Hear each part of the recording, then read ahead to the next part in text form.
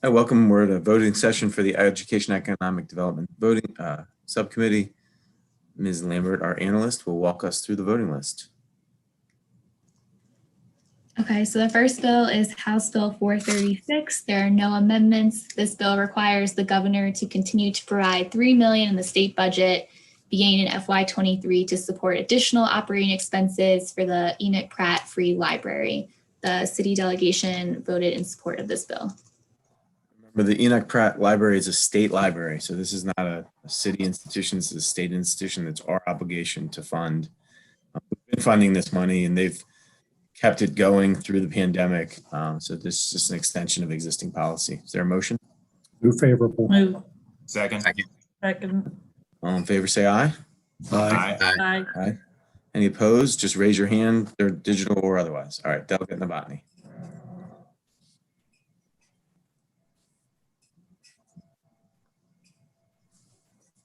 Michelle, you're mute. Next bill is House Bill 867. There is one amendment. The bill came in to extend by 4 years the mandated appropriation to the Bernie program. The amendment would remove the sunset on the program. Yeah, I don't know why. Just no reason to keep kicking this can down the street. Just a great program. Just remove the sunset. Move favorable on the amendment. All right. All in favor of the amendment, say aye. Aye. Any opposed? Raise your hand. Delegate Novotny. All right, on the bill as amended for the Bernie program, our chair's favorite program. All in favor, say aye. Aye.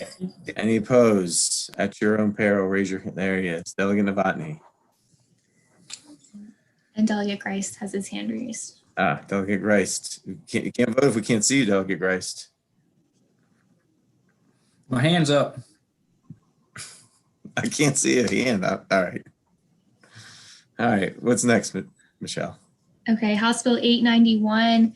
The bill establishes the Hunger-Free Campus Grant Program for public institutions of higher education administered by MHEC. There's one amendment that is not in your packet that was provided by USM.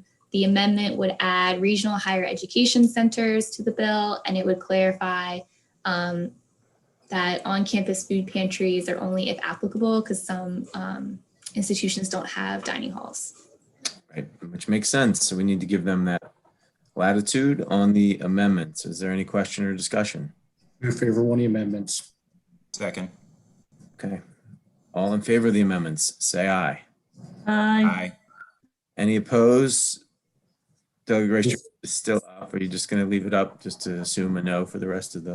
There you go. Well, that was my intent, but I do have a question on this particular bill. Okay, we're still on the amendment though. Are you voting against the amendment?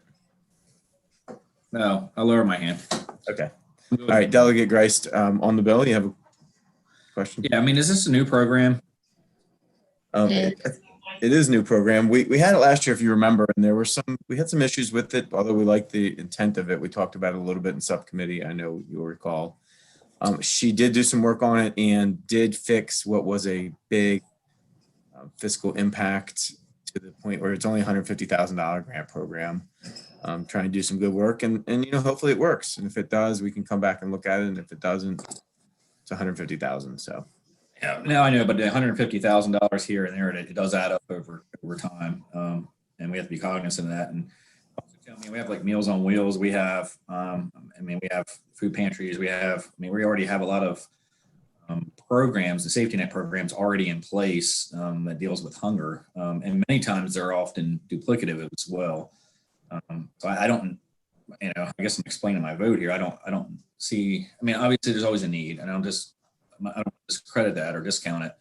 But at the same time, how many different programs do we need to address, this one single issue, Well, I guess I would counter that we need as many as we think makes sense, right? And we take them one at a time and look at them individually, one by one. And I think this one, given that it targets a specific population that we know are hunger issues in that population and gets, as Delegate Novotny said this morning on the floor, government is most effective when it gets close as it can to the citizens. And so this program gets very close to these citizens and ensuring that this program can be right where the citizens are and they live and they're working and studying. And so, yeah, I mean, we'll take them one at a time, but I understand the concern. As for this one, I think it makes sense.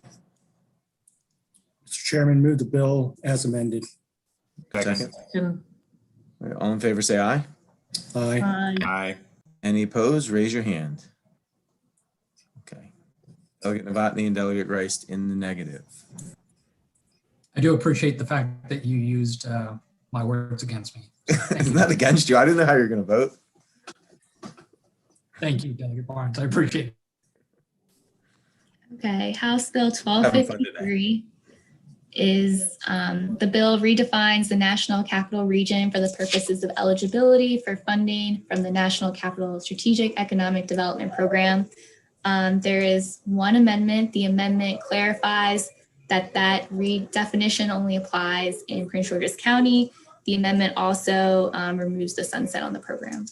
Right. So the amendments just, this program really just impacts Montgomery and Prince George's. Montgomery wanted the amendment or the bill itself just to impact Prince George's. So that was what the amendment is doing, to take care of Montgomery's concerns.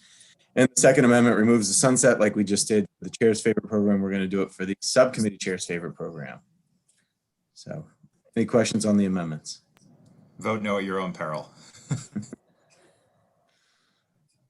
All right. All in favor of the amendment, say aye. Aye. Any opposed, raise your hand on the amendments. All right. The amendments pass. On the bill as amended. Is there a motion? Motion to Move move the the bill as bill. amended. All in favor of the bill, say aye. Aye.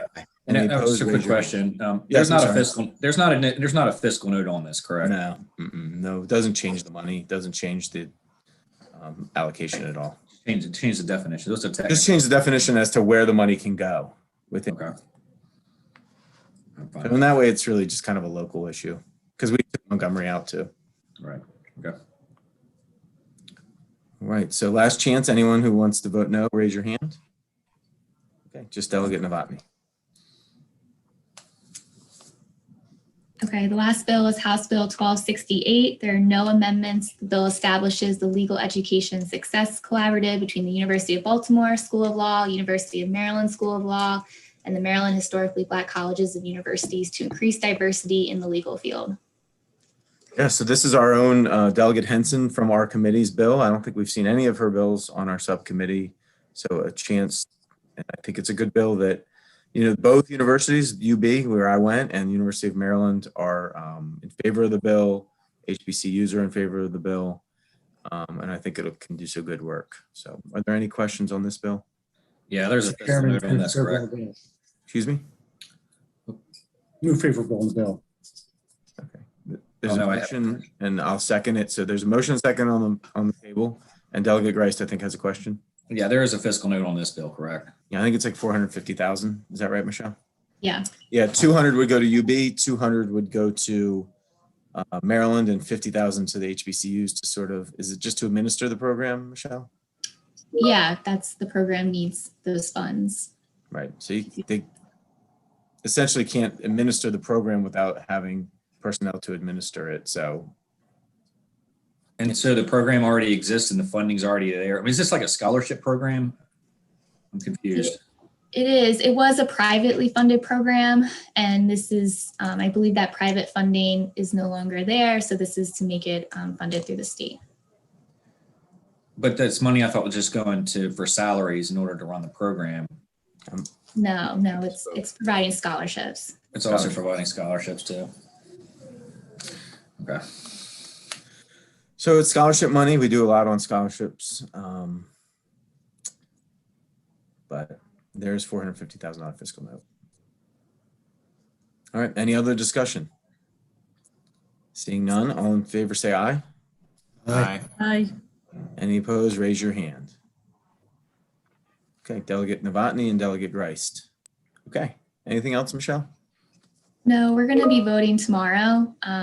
But so just please keep an eye on your emails for that. Yeah, and I want everyone to get up to date on the Kerwin bill now because we will be voting on it tomorrow. And I think it's a fairly technical bill. but I want everyone to have a chance to take a look at it and get advance notice that we will be voting on that bill tomorrow. Right, and if I may, on that, Rachel's working on an amendment for me, and I think the chair is, I hope she's okay with it. This is something that she's been working on over the last couple of months, and we had a conversation this morning, actually, and so I think what she's trying to work on, and see, it's a situation mainly for Kent County. They're the smallest county in the state. Their tax effort is among the highest in the state. They maxed out on their income tax, piggyback tax, and I think they're like fourth highest in property tax. So their wealthiest residents are already paying among the most in the state already. So they really can't go after them for more money. But there's still a lot of poverty in Kent County. And so the way the formula worked, it hit them disproportionately harder than others. And the reason why I say that is because it hit them in a similar way that Talbot did, Garrett and Worcester County, but those counties can raise their property taxes, and it'll have a minimal impact. But if Kent County does, it'll have a big impact. So she's trying to work on some sort of grant that's very prescriptive, that'll work for Kent without having to change the formula. Yep. And much like the legislature likes to help those that help themselves, like Kent has. Mm-hmm. So we certainly think that we're going to be looking at that amendment favorably, I think. Thank you. Given the work that Kent's done. So we want to see it, but I know Rachel's looking at it, and you and I have talked delegate, so. Thank you. All right. Anything else go to the order? All right. We'll see everybody tomorrow. Thanks. Thanks, Michelle. Thank you.